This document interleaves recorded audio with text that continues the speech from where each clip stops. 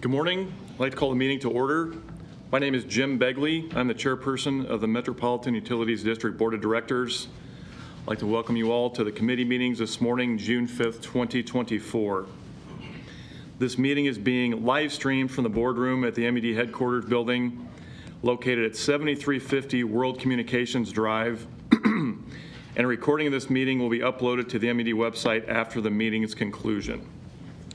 For our safety briefing, I'd like to invite Vice President of Safety and Security Shane Hunter to provide a briefing regarding protocol for all individuals in attendance at the board meeting today in the event of an emergency. Good morning, Shane. Good morning. Shane Hunter, Vice President of Safety, Security, Business Continuity. We are on the first floor here at M.U.D headquarters, and normal entry and exit was through that door at the back of the room, which we all used this morning. There's also a second exit on the right side of the room here for emergencies. It's outside that door in that hallway where you'll find the nearest fire extinguisher and first aid kit. A little further down the hallway on the right is the nearest AED. With the location of that AED in mind, show of hands who's CPR and AED trained in the room. Awesome. Thank you very much. Should we need a medical emergency and EMS personnel in this space today, 911 will be contacted by the front desk security, who will escort them into here. It is severe weather season, although we don't expect any for today. The severe weather shelter's in that same hallway through this door. And if we need to evacuate this building today for any reason, we'll go through the same door on the right, two lefts, and end up in the parking garage where we'll reconvene for accountability. That concludes the safety briefing. Thank you, Shane. Roll call, please, Sarah. Friend. Sidzik. Here. McGowan. Here. Howard. Here. Kavanaugh. Here. Begley. Here. Cook. Here. I'd like to advise all those in attendance that a copy of the Open Meetings Act is available on the wall in the back of the boardroom. Senior Vice President and Chief Operations Officer Kendall Miner will now review the proposed capital expenditures. Good morning, Kendall. Good morning. Good morning. On the capital expenditure letter for this month, we've got 4 items for buildings and plants and equipment, 6 items for system improvements.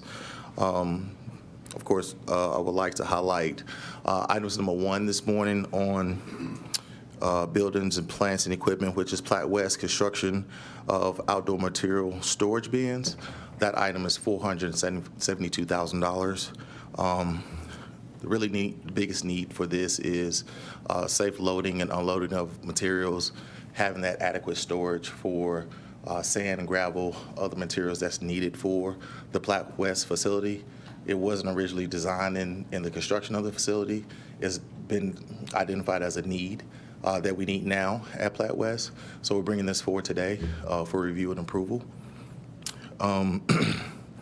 As it relates to our system improvements, we have 2 streetcar items on the docket this month. Both are relocating gas mains. One is $794,000, and the other is $707,000. This is the 3rd and 4th of the relocation projects of the gas main for the streetcar project. I just wanted to make sure that we're noting that this anticipated start date for both, or for the 4th, would start in June of this month. The 3rd of the relocation of the gas mains is anticipated to start in August of this month. And all of these relocations are within the $7.6 million that has already been allocated by the board and approved. So for this month, those are the items that I have to discuss as it relates to the capital expenditures letter. And if you guys have any additional questions or concerns, please just let me know. Seeing none, thank you, Kendall. All right, thank you. Director of Facilities Management John Veleratsky will now review the change order number 1 to replace sections of the Construction Center 1 roof. Good morning, John. Good morning. John Veleratsky, Director, Facilities Management. Jay, can you please display the first page of the drawing for the presentation?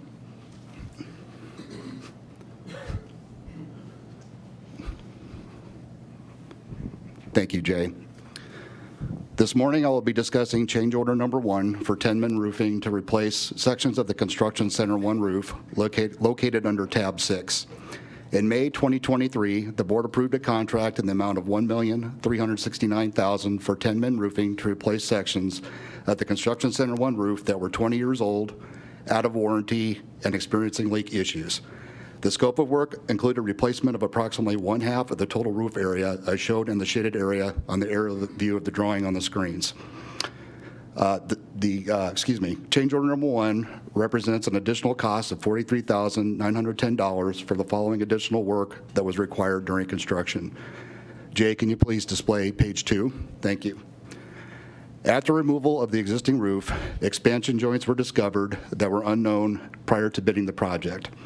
The locations of these expansion joints are shown on this aerial view of the facility. The expansion joints were discovered in 3 locations and are used to control the movement of separate roof sections during fluctuating temperature conditions. The discovery of the expansion joints required modifications to the planned roof installation details, representing approximately 60% of the total change order cost. During removal of the existing roof, the anchors and tie downs for the boiler vent stack were also discovered to be improperly secured to the concrete roof structure. New anchors and tie downs were required for the vent stack to be properly secured to the roof structure and to meet current wind load design conditions. After completion of the new roof, a roof hydrant used for washing and cleaning the roof was discovered to be leaking and required replacement. This work also included replacing new roof sections that were damaged by the leak. The remaining change order items include installation of a roof curb to assist with drainage and replacement of rotten wood blocking and a parapet wall. All work, including the change order and pending final payment, was completed within budgeted project funds. This change order is included in the final payment for 10-min roofing pending approval by the board. I will be happy to answer any questions. John, I'm not sure if I should ask this now to you or not, but since you're facilities management, in the design of the CC2, the new construction center, is there an LNG fill station? There is a CNG station planned for district vehicles at the facility. Okay. Are there any other questions? Thanks, John. Thank you. Senior Engineer of Major Projects, Water Department, Chris Thompson, will now review the change order number 2 improvements to Platte South Water Production Facility. Good morning, Chris. Good morning. Chris Thompson, Senior Engineer, Major Projects.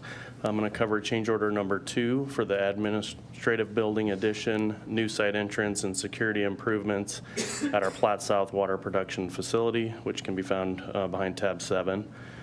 This project is the first of the CIP projects at Platte South. If you recall, the original contract was approved at the January 3rd, 2024 board meeting to hire Midwest DCM for a contract price of $4,789,000. Change order 2 totals just under $100,000, which represents approximately 2% of the overall contract price. The majority of this change order includes replacing the existing site exterior lighting circuit, light pole bases, light poles, and lighting fixtures. During construction, it was discovered that the existing exterior lighting circuit was in very poor condition and required replacement. The plans included only replacing the light poles that were in conflict with the new construction and reconnecting to the existing circuit. Other items included on this change order include additional work due to shifting the new guard station and west entrance to avoid utility conflicts and performing additional storm sewer work due to conflicts discovered during construction. This work is in progress and your approval is requested. Any questions? Thank you, Chris. Vice President of Procurement and Enterprise Services, John Zellers. I'm sorry, I skipped one. Interim Director of Plant Engineering, Adam Gartner, will review the acceptance of contracts and payment of final estimates. Good morning, Adam. Good morning. Adam Gardner, Interim Director of Plant Engineering. Do have a bit of a longer finals letter this month with a total of 7 different projects. First 2 are typical water development projects. Next 3 are cast iron gas replacement projects. Do have 1 project for water operations, and the last project is for district facilities. Few highlights. I'll combine items C, D, and E. All 3 of these are cast iron gas main replacement projects with Q3 contracting. The three projects were part of 2022 and 2023 gas IR contracts. Combined, the three projects abandoned just over 12.5 miles of cast iron gas main. Items D and E, I will note, were delayed in 2022 because of the supply chain material shortages coming out of the pandemic, and were just completed later in 2023. Another couple quick highlights is item F. This project was with Water Operations for the replacement of the Cornhusker pump station. I'll note that the district procured the station directly through Dakota Pump to provide to the contractor for installation. This was the project that I shared the photos for the highlight in the last board meeting. This contract is the last contract associated with this Cornhusker pump station replacement project. And then last, just a quick note, is for item G. This is for 10 Men Roofing to replace the CC1 roof. There is a change order that Mr. Velereski presented on, so approval of the final is contingent upon approval of the change order. Thank you. Thank you, Adam. Vice President of Procurement and Enterprise Services, John Zellers, will now review the bids on materials and contracts. Morning, John. Good morning. John Zellers, Vice President, Procurement and Enterprise Services. Bids on materials and contracts may be found under tab 9. There are just a few items I plan to discuss this morning, and the first three may be found on page 3. We are recommending the purchase of one welding truck body and crane through Aspen Equipment. In September of 2023, Aspen was the sole bidder and was approved to provide the same unit. Aspen has agreed to hold pricing and terms from the September 2023 award and is recommended for approval. We received 2 quotes for the replacement of the skirting around the collection weirs and flumes in basin number 1 at Florence. The skirting protects the weirs and flumes from debris that may enter the basin. The existing skirting is experiencing significant corrosion and will be replaced with stainless steel, which is expected to perform for a longer period of time. Cummings & Sons bid is significantly lower than the second low bid.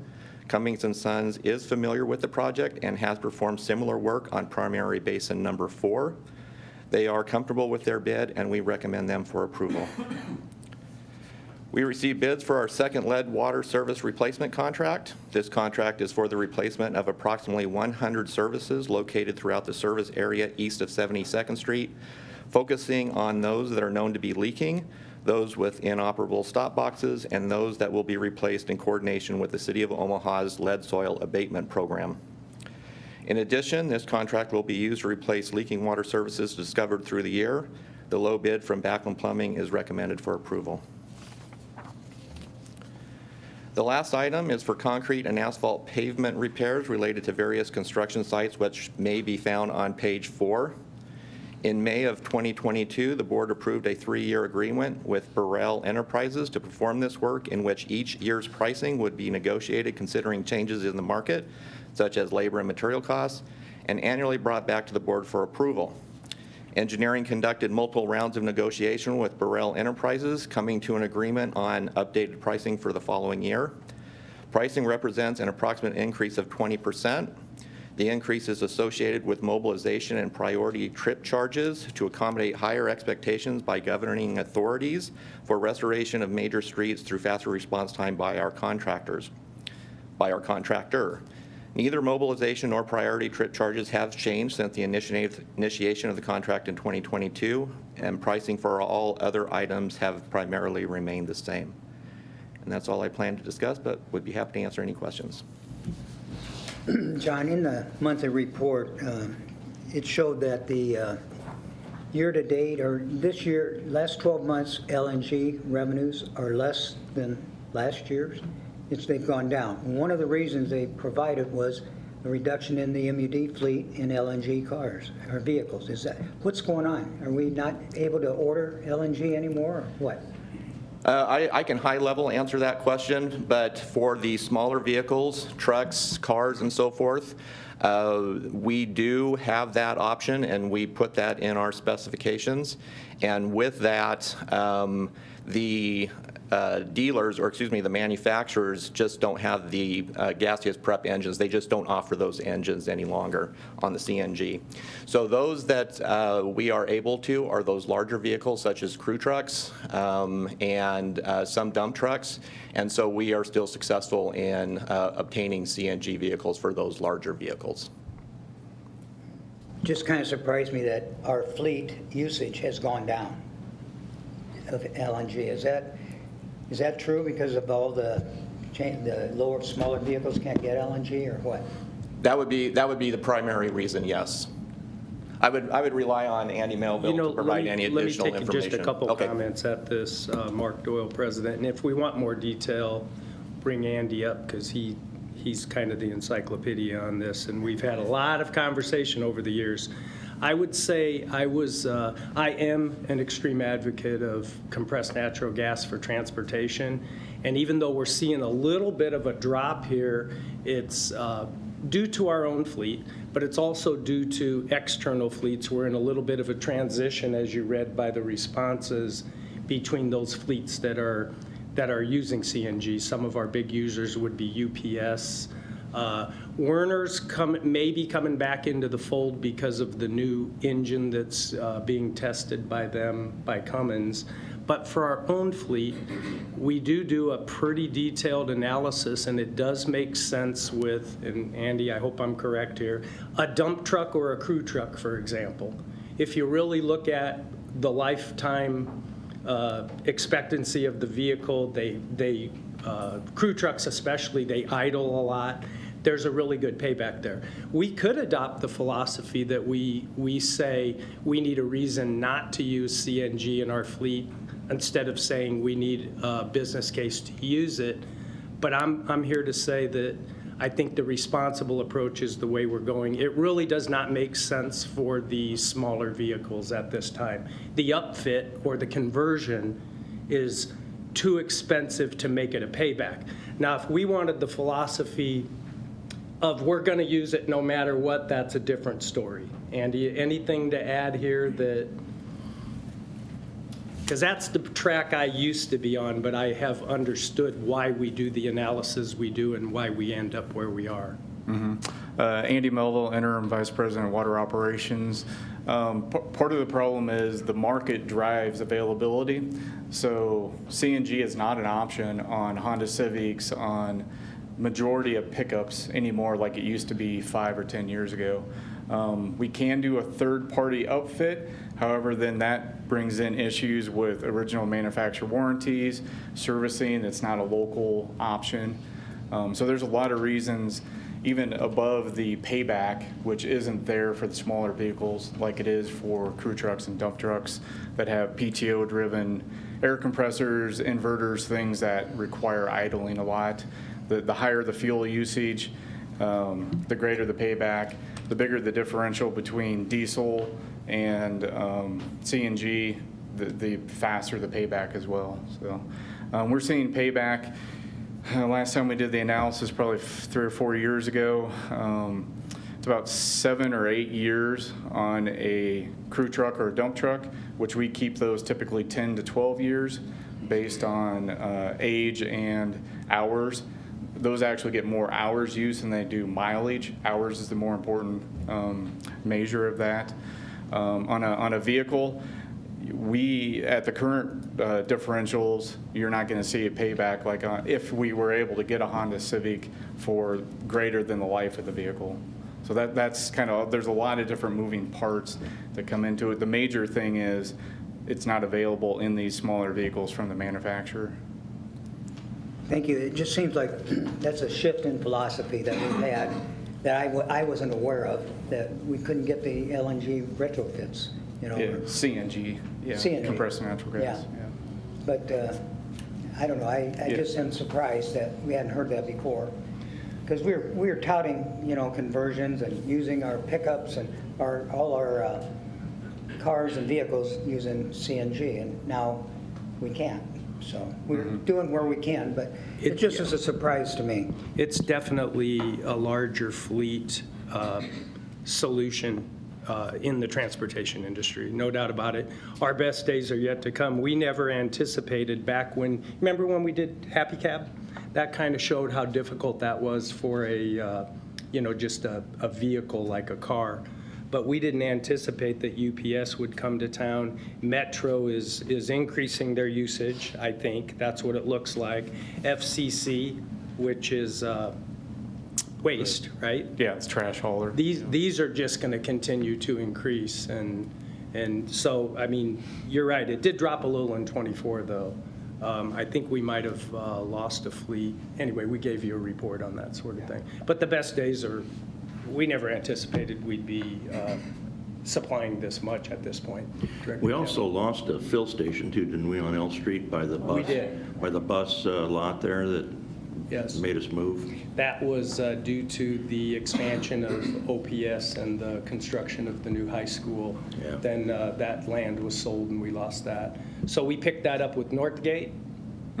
Yeah, subsequent to the I-80 station being shut down, we increased the ability to get basically any type of vehicle into our Northgate station. So we have the full functionality for the large orbit buses, over-the-road trucks, or small vehicles at that Northgate station. So. But you're correct. Ours dropped, but those fleets we're talking about continue to increase at a certain percentage, and we're going to have more. Thank you. Okay. Hey, John, just a question for you. We've talked a lot about in the last 4 years about the supply chain. Can you give us a 30,000-foot view of the status of the supply chain in terms of pricing, availability of supplies, and how it pertains to our projects? Are we back to normal? Are we still struggling? How are we doing on that? I think that normal is still being defined, maybe not only in the supply chain, but just in general after COVID. Our ability to obtain materials has improved significantly. We have seen lead times drop substantially. I think we're in good condition. I'm not saying that we don't have challenges here and there. As far as pricing, over the last several years, I mean, we see it on the news, inflation has increased significantly, and so we've seen increased prices over the last several years as well. We have a very good procurement team that's on top of it. We have challenges such as BABA, Build America, Buy America, with these PHMSA projects that we're working on. They have done a really good job of doing all the research that's associated with that. That's new to us. And so those are materials that we have to acquire that are primarily made in the United States based on the requirements of the PHMSA grant. And actually the lead service replacement as well. And so I believe that we are in a good spot. We've been working closely with engineering on that and all the operating divisions associated with that. It's changing some of the ways that we store materials to assure that those materials are correctly issued for those projects so we don't end up in situations. And we have already placed a significant amount of orders specifically for the lead service. There are some restrictions. Well, actually, right now we can move forward with the PHMSA as well. So maybe that was at 15,000 feet instead of 30,000, but in general, I think we're in good condition. I wouldn't say that we're as we were in 2019, but I also think the playing field is a lot different. We still find challenges with some manufacturers being able to provide the materials that they had in the past. As an example, the weld bodies, typically we would have about 3 vendors that would bid on those, and 2 of those vendors are still having struggles with specialized bodies from their manufacturers. So, but we're definitely better than we were during COVID. What's the lead time for vehicles now?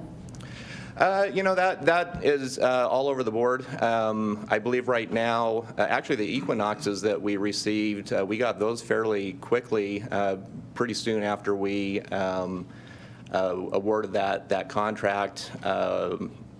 Specifically, I don't know the answer to each of them, but we've been able to get them, the smaller vehicles, within within the year.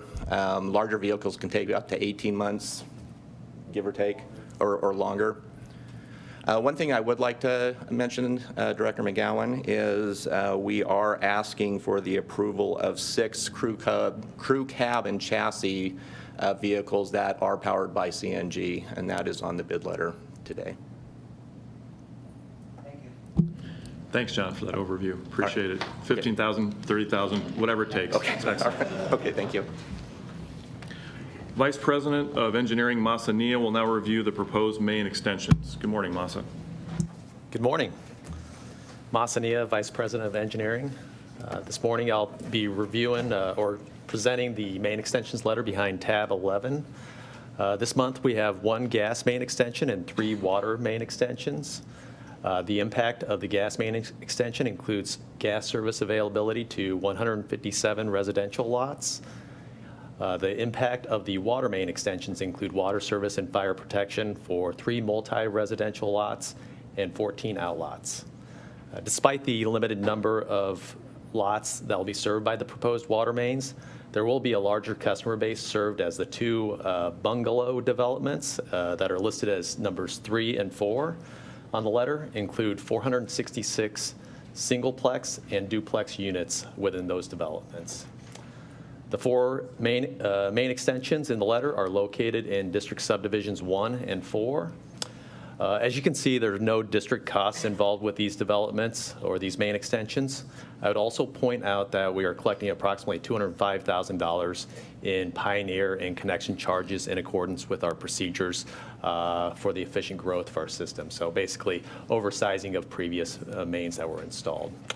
That's all I plan to cover this morning. I would be happy to answer any questions. Thank you, Masa. Thank you. Vice President of Human Resources, Bonnie Savine, will now review employee wage and/or salary increases and ratifications. Good morning, Bonnie. Good morning. Bonnie Savine, Vice President, Human Resources.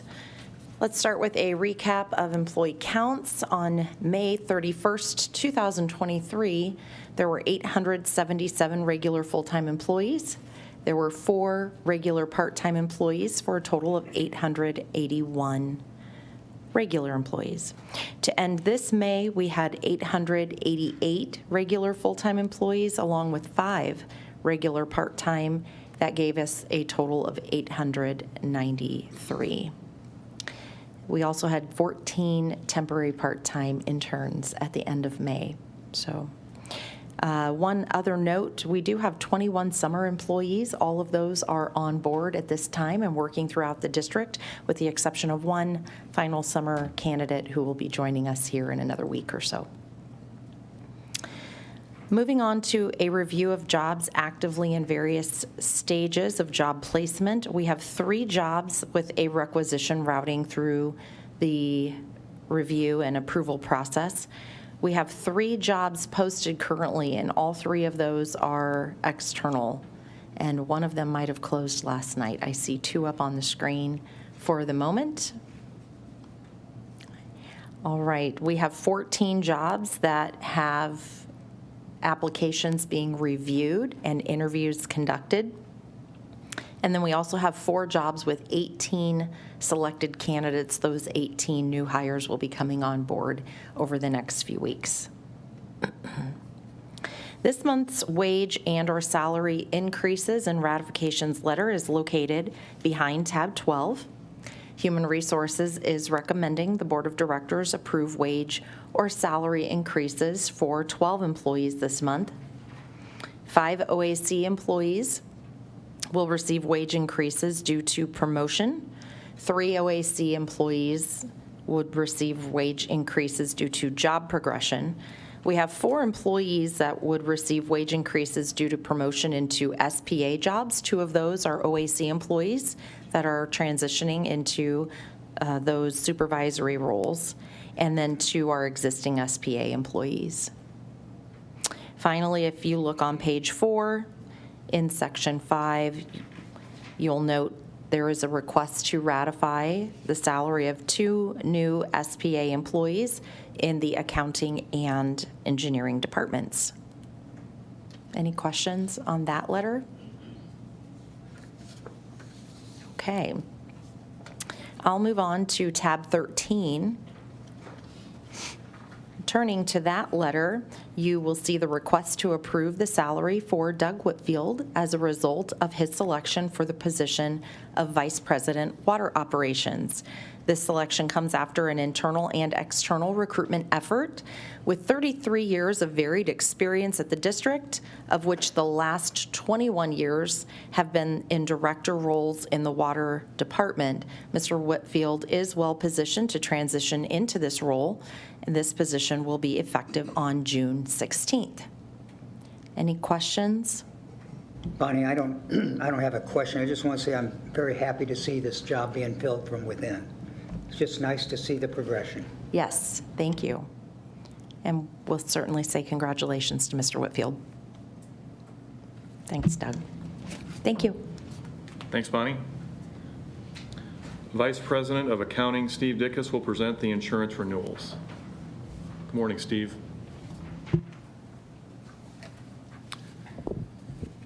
Good morning, Steve Dickus, Vice President of Accounting. I will be presenting information today related to the renewal of various third-party insurance policies that are scheduled to expire on June 15th. Behind tab 14, you'll find 3 documents. First, a letter dated May 30th, 2024, describing the renewal and associated premiums and fees. Next is a schedule comparing the asset values and premiums contained in the existing policies to those reflected in the proposal.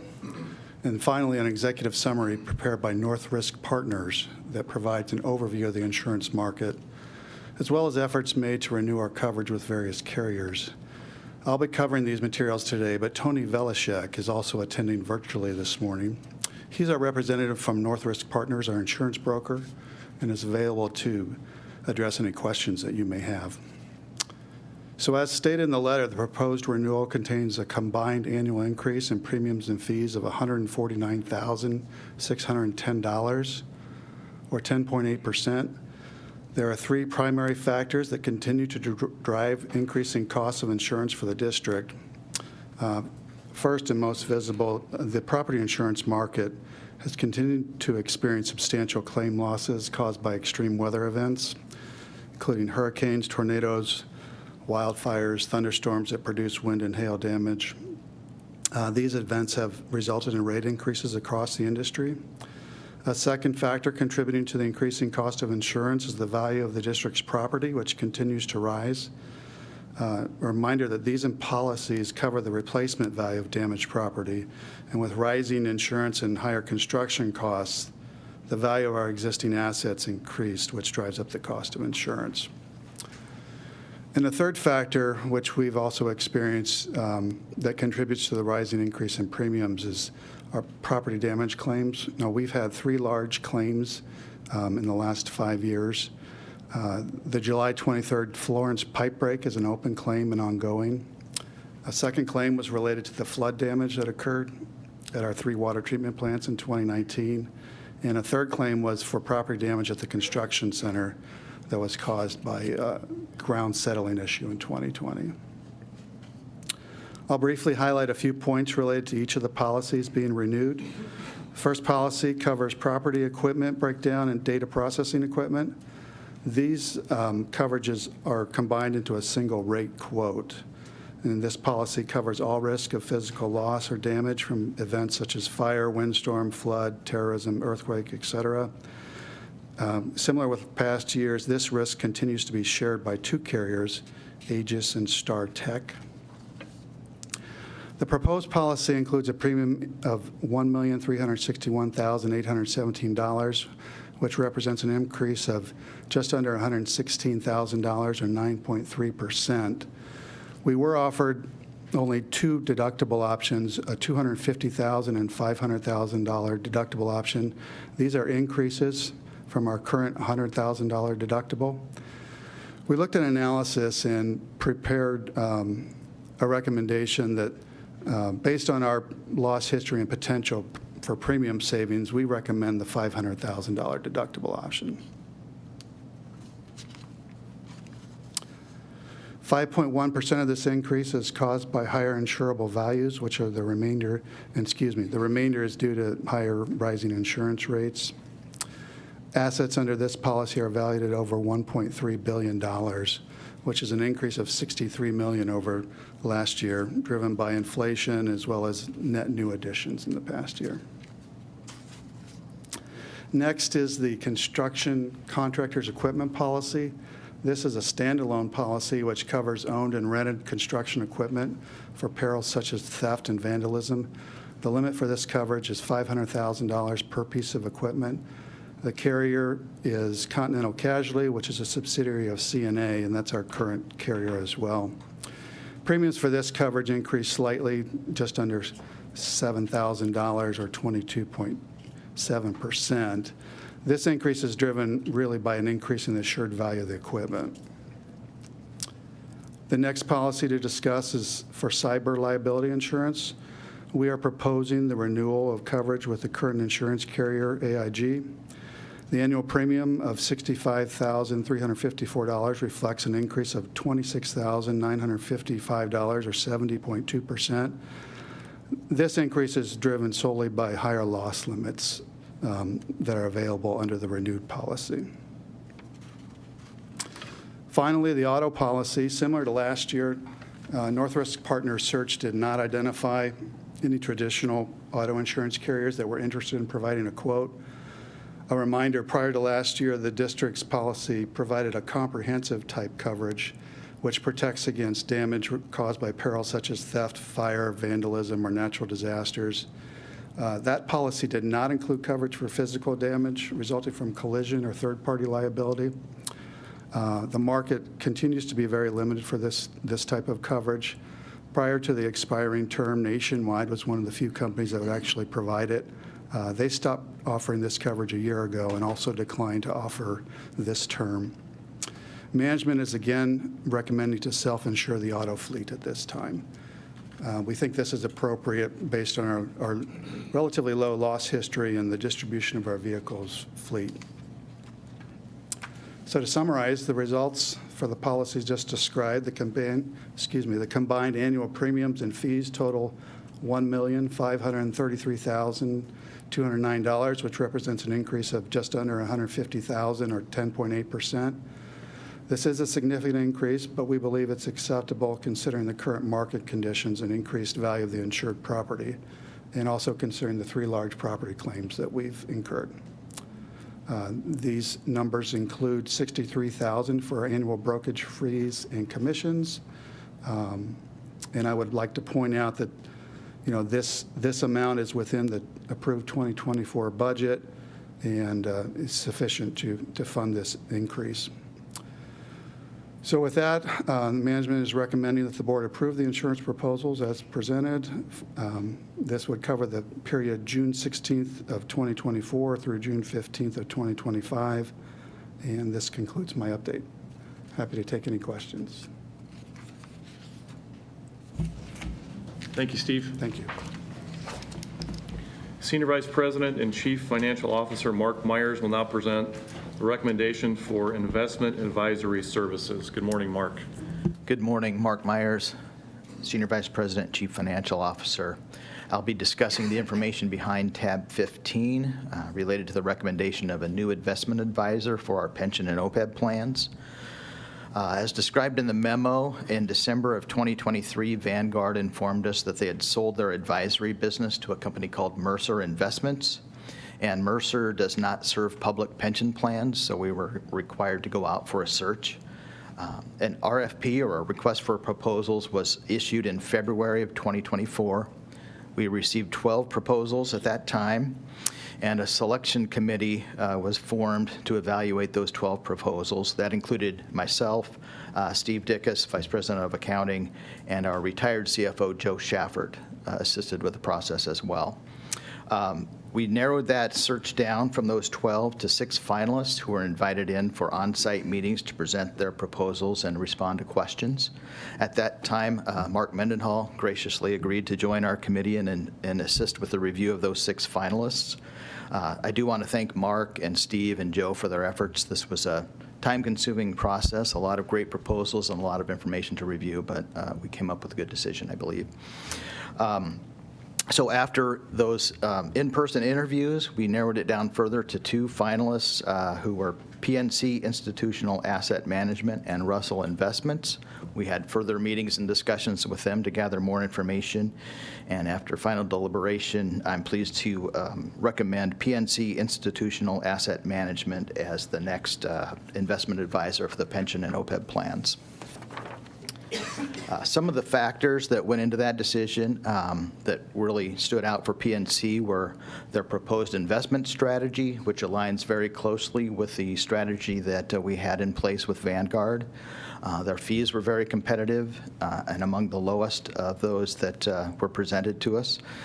We also like their reporting capabilities. They presented some sample reports that contain a lot of good information that was easy to understand, and we believe the staff that they've assigned to our account is very well qualified and will be a good fit for the district.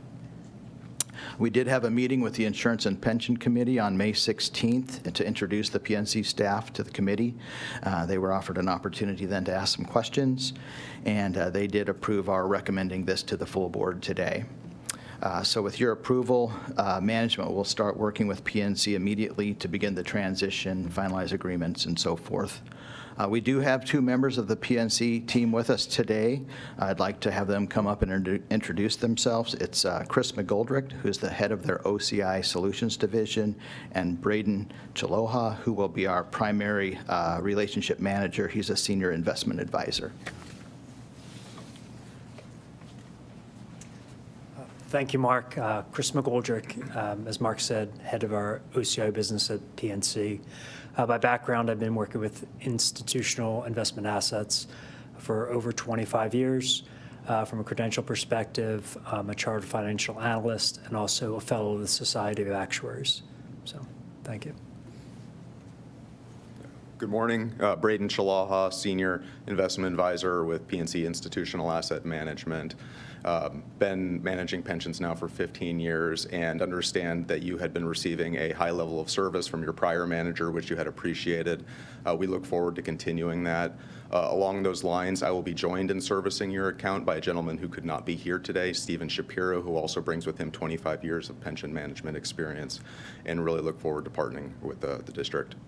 Can you tell me where are you guys located? I am located in Kansas City. Stephen is located in Pittsburgh, Pennsylvania. And just a quick question for either one of you gentlemen. What public sector organizations with defined benefit pensions have you worked with and consulted on over the years? I've worked personally with a variety of institutions in the Pennsylvania area and New Jersey area in terms of doing that, and that's various municipal cities, states, and various institutions from a utility perspective as well. I currently serve a number of clients in the St. Louis area. Over time, I have served a number of clients in the California, Tennessee, and Ohio regions as well. Well, thank you. We look forward to working with you. I have a question for Mark. How's the transition going to work, going from our current provider to PNC? When will they officially take over? Yes, so as you're aware, once Vanguard sold their business, we entered into an interim agreement with PFM Asset Management. We do have, with our agreement, a 30-day notification term to terminate our relationship with them. We're working immediately with PNC upon your approval today. The goal is to have an agreement with PNC in place by July 10th. That would allow them to conduct the presentation at the July 15th Insurance and Pension Committee meeting, reporting the results of the second quarter for the investments. That's the plan right now, and we'll work with PFM to terminate that agreement and make the transition here over the next few weeks. Thank you. And I also have the last item on the agenda, the item behind tab 16, which is the renewal of the unsecured line of credit with First National Bank of Omaha, which expires on July 1st, 2024. This line of credit's been an important component of our overall financial strength for the district for the past several years. It's provided an additional source of liquidity, and it's been viewed very favorably by the rating agencies who evaluate our financial condition. We first established this line of credit back in 2006 with a limit of $30 million, and that was a period when we had very low cash balances in both the gas and water departments. Since then, the district's financial condition has improved significantly, and when the line of credit was renewed in July of 2021, the credit limit was reduced from $30 million to $20 million, and a plan was put in place with input from our financial advisors at Piper Sandler that we would continue to lower that credit limit over time and eventually eliminate it entirely as our condition continued to improve. Over the past 3 years since that renewal, we've continued to grow stronger in our financial position and our liquidity, which is demonstrated by higher cash balances and an increase in the number of days cash on hand. So with that, management is recommending that we do renew the credit line, but at a reduced amount of $10 million this year for a period of 2 years. The line would continue to be with First National Bank of Omaha. The terms would include an interest rate that's based on the U.S. prime rate minus 2.63% or 263 basis points with a minimum floor of 3% interest. Just as an example, as of May 23rd, when I drafted the memo, the prime rate less that 263 basis points would be an interest rate of 5.87%. In addition to the quoted interest rate, there is an annual commitment fee of 15 basis points for the unused portion of the line of credit. Assuming we don't borrow anything on the line of credit, the maximum amount of that annual commitment fee would be $15,000 per year or $30,000 over the 2-year period. I would add that since 2006, when that was put in place, we have never taken a draw on the line of credit, so our cost would likely just be that $15,000 per year to maintain the availability.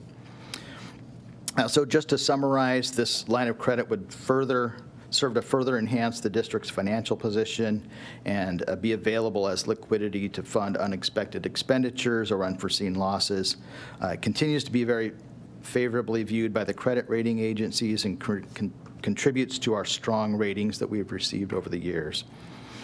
And it's also consistent with our plan to gradually phase that out over time. So for those reasons, management is recommending that we renew the line of credit with First National Bank of Omaha for a 2-year term at a reduced amount of $10 million. Any questions? Thank you. So, Mark, I'm sorry, 2 quick questions. One, it's hard to say, nobody has a crystal ball, but do you anticipate in 2 years that we wouldn't need that $10 million line of credit? And secondly, you have mentioned in your report that this line of credit has enhanced our credit rating. So if in 2 years we get rid of this $10 million line of credit, will that impact our rating detrimentally? Right. So as long as we stay on the current trajectory and continue to maintain high levels of cash and the number of days of cash on hand that we'd have, likely we would recommend phasing it out entirely in 2 years. I did speak with our representatives from Piper Sandler, and they do think, although it's still a benefit to us, the impact of even decreasing it from 20 to 10 or even potentially eliminating it entirely in a couple of years would not have a material impact on our credit ratings due to the improvement in our cash and the liquidity that we have from that source. So if we voted against this today, would it impact our credit then, if in 2 years it wouldn't?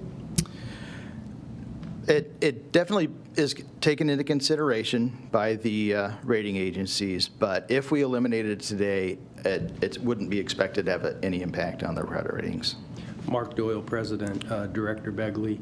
We had a lot of discussion about this.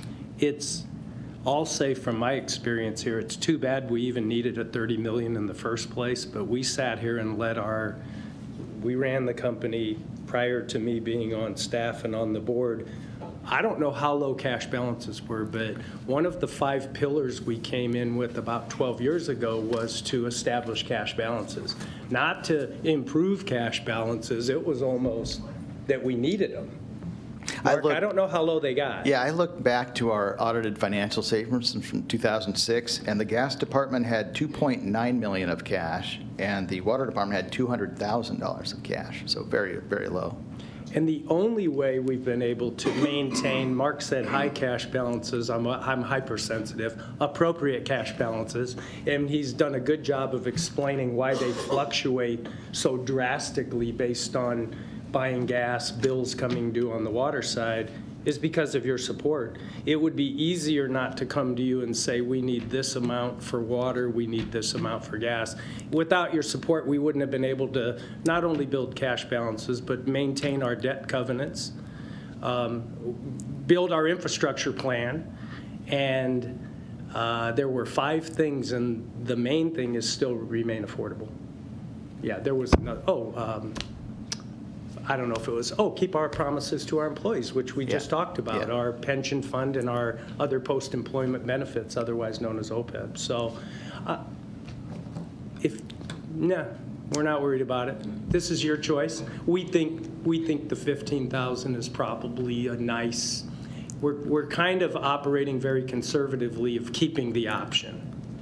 But moving down from 30 to 20 to 10, I don't anticipate we'll need I'm going to support it, but I asked the question because we all get bank fees every month. We all get nickeled and dimed to death. We're going back to 2006 on a line of credit we've never used. So I just wanted to get those questions out in the open and have a discussion. You're making a great point, but this is really, appropriately in your purview to ask those. I'm kind of with you, but I'm supporting management. How's that? I understand. Mark, I appreciate the I presentation. appreciate the questions. I just add a couple of things. The credit ratings are one factor. The other is the liquidity. And although we do have nice appropriate cash balances at this time, on the water side, I would remind that a lot of that cash is designated for certain purposes. We have, of that cash balance, is a significant amount that's been deposits collected from developers that is intended for construction projects. We've collected monies for the water infrastructure replacement program that will be designated for that. So when you subtract all those things that have been designated, there's a much lower balance on the water side that's available for true cash reserves. And so this would help to supplement that. The other thing I would add is that just to ensure that that $15,000 fee was reasonable, I did reach out to one of our other banks and got a quote from them. Their interest rate and the commitment fees were both higher, and there were also some additional upfront fees to write the documentation to create a new loan with them. So we felt like retaining it with First National was the best option. And I would have to say, I appreciate that we're doing this in 2-year increments. It gives us a chance to look at this again in a year plus time and decide if we still need it. Thank you. I think it shows the importance of building up our cash and keeping it on hand. When I first joined the board in 2010, one of my first questions was, what's our cash on hand? They said, it's insignificant, hardly anything. I said, you're kidding. And we're in violation of our bond covenants, too. We've come a long ways, and we got to keep that focus. Yes. Thank you. Thanks, Mark. I guess the final comment, Mark, that I'll reiterate is we're going to talk about those water cash balances a little more clearer to make sure we understand what's restricted, what's not, and how that works. So that's always appreciated. It's always a pleasure talking about banks and insurance companies. We appreciate your patience. Are there any members of the public in attendance today who would like to address the board? Seeing none, do any board members have any further comments about anything we discussed this morning? Not anything we discussed this morning, but it's just a recurring topic that all of us face. I got my M.U.D bill. My total water bill for this past month was like $29. The sewer fee was $56.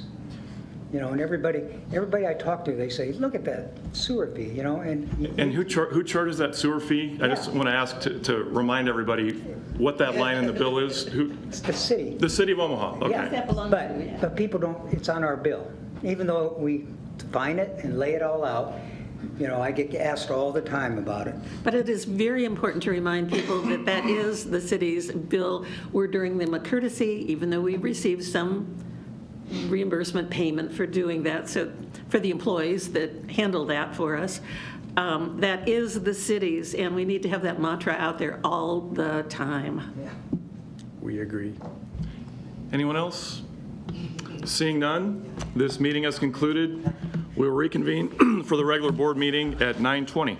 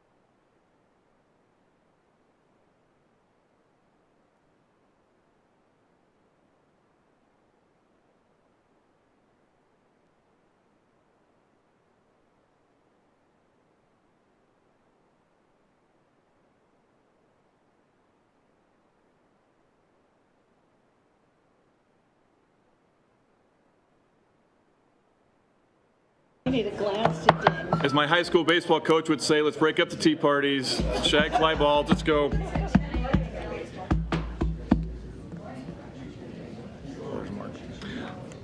I'd now like to call the meeting to order. My name is Jim Begley. I'm the chairperson of the Metropolitan Utilities District Board of Directors. I'd like to welcome you all to the regular monthly board meeting this morning, June 5th, 2024. This meeting is being live streamed from the boardroom at the M.U.D headquarters building located at 7350 World Communications Drive, and a recording of this meeting will be uploaded to the M.U.D website after the meeting's conclusion. Roll call, please, Sarah. Friend. Sidzik. Here. McGowan. Here. Howard. Here. Kavanaugh. Here. Begley. Here. Cook. Here. I would like to advise all those in attendance that a copy of the Open Meetings Act is available on the wall in the back of the boardroom. Now, for those who wish to participate, we'll recite the Pledge of Allegiance. I pledge allegiance to the flag of the United States of America and to the republic for which it stands, one nation, under God, indivisible, with liberty and justice for all.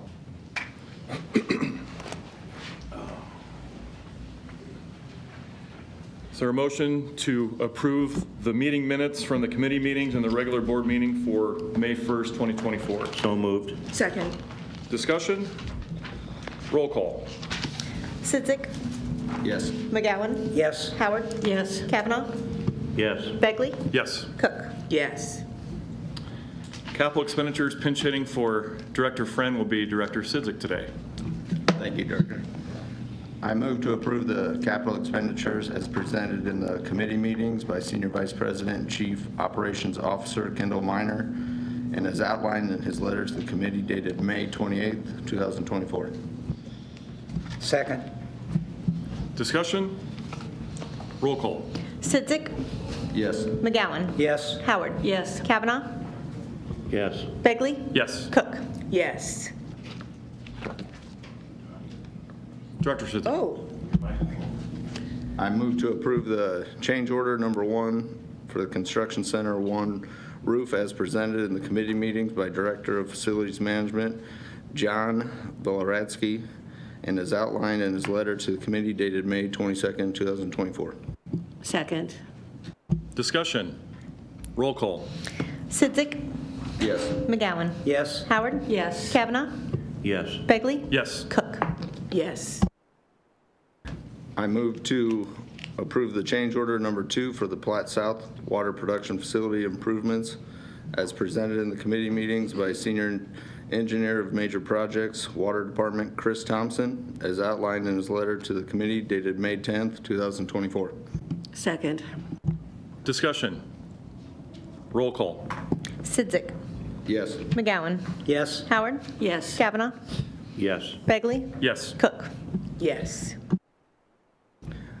I move to approve acceptance of contracts and final payments as presented in the committee meetings by Interim Director of Plant Engineering Adam Gartner, as outlined in his letter to the committee dated May 30th, 2024. Second. Discussion? Roll call. Sidzik. Yes. McGowan. Yes. Howard. Yes. Kavanaugh. Yes. Begley. Yes. Cook. Yes. I move to approve the bids on materials and contracts as presented in the committee meetings by Vice President of Procurement and Enterprise Services John Zellers, as outlined in Sherry Lightfoot's letter to the committee dated May 24th, 2024. Second. Discussion? Roll call. Sidzik. Yes. McGowan. Yes. Howard. Yes. Kavanaugh. Yes. Begley. Yes. Cook. Yes. I request to place the notice of purchases between $25,000 to $50,000 on file as outlined in Sherry Lightfoot's letter to the committee dated May 24th, 2024. No vote is necessary. And last one, I move to approve the main extensions as presented in the committee meetings by Vice President of Engineering Masania, and as outlined in his letter to the committee dated May 24th, 2024. Second. Discussion. Roll call. Sidzik. Yes. McGowan. Yes. Howard. Yes. Kavanaugh. Yes. Begley. Yes. Cook. Yes. Item number 12, I move that we approve the wage and/or salary increases and ratifications as discussed in committee this morning and presented by Ms. Savine and outlined in her memo dated May 24th, 2024. Second. Discussion. Roll call. Sidzik. Yes. McGowan. Yes. Howard. Yes. Kavanaugh. Yes. Begley. Yes. Cook. Yes. Item 13, selection of Vice President of Water Operations.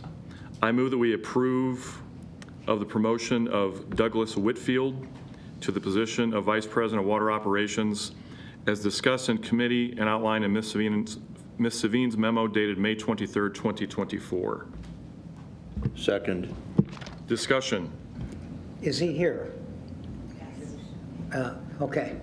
I just wanted to put a name to the face. Thank you. Roll call. Sidzik. Yes. McGowan. Yes. Howard. Yes. Kavanaugh. Yes. Begley. Yes. Cook. Yes.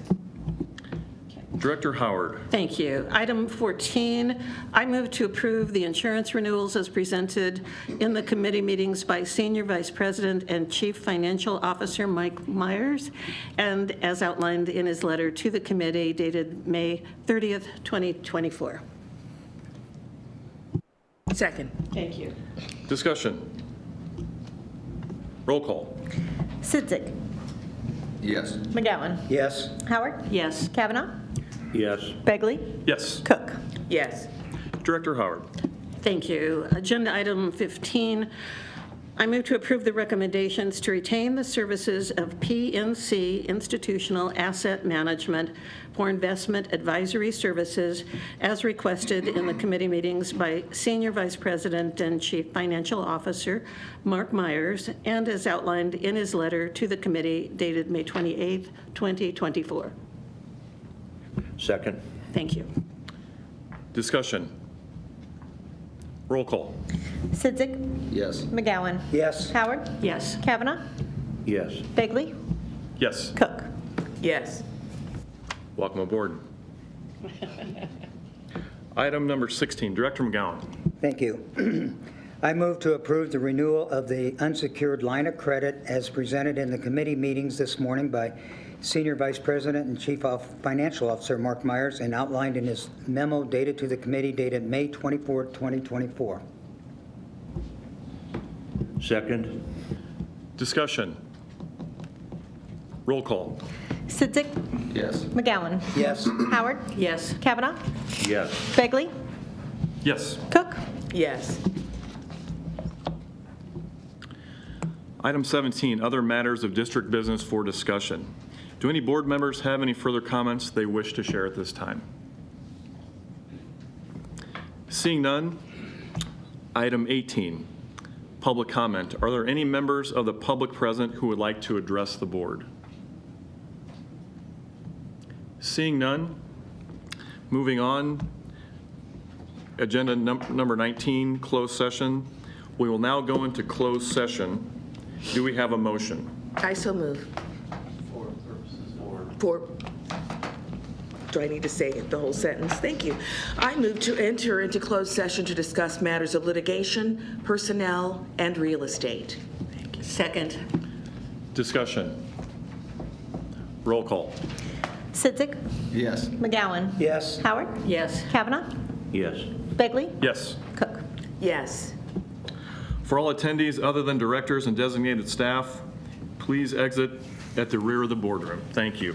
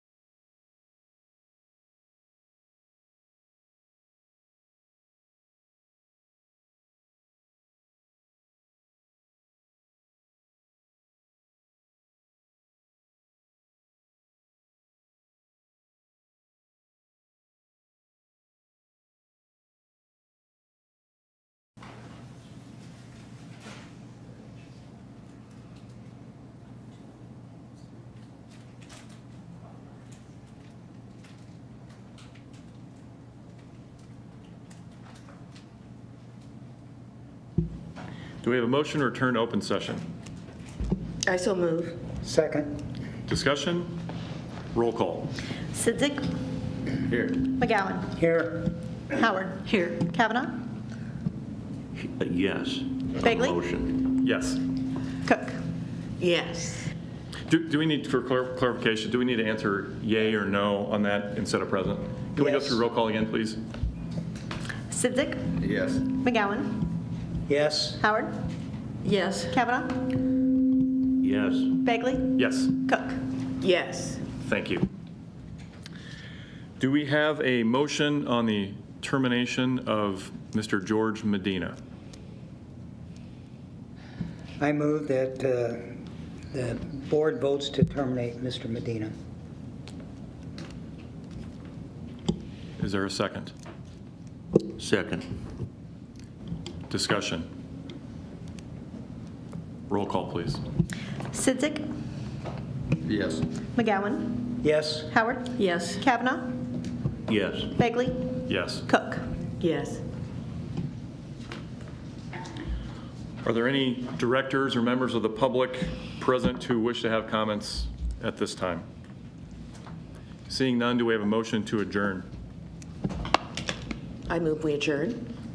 Second. I got it. Discussion? Roll call. Sidzik. Yes. McGowan. Yes. Howard. Yes. Kavanaugh. Yes. Bagley. Yes. Cook. Yes. We are adjourned at 11:09.